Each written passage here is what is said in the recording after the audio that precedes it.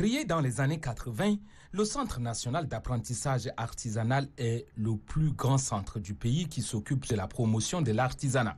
Dans le passé, pour faire la promotion de ce secteur, 5 ateliers ont été organisés. Il s'agit de la maroquinerie, de la bijouterie, de la rayure et d'une unité de fabrique de chaussures. Après quelques années couronnées de succès dans les grands salons d'art internationaux, l'artisanat tchadien a ensuite subi un déclin. Plusieurs raisons expliquent cette situation. Il s'agit de la vétusté des équipements, de la fermeture du centre d'apprentissage de l'artisanat, de manque de ressources humaines et du manque réel de politique de promotion de l'artisanat. Pour relancer ce secteur vital pour l'économie tchadienne, la ministre du Développement touristique et de l'artisanat, Mounira Assabala, s'est rendue au centre d'apprentissage artisanal et des arts appliqués.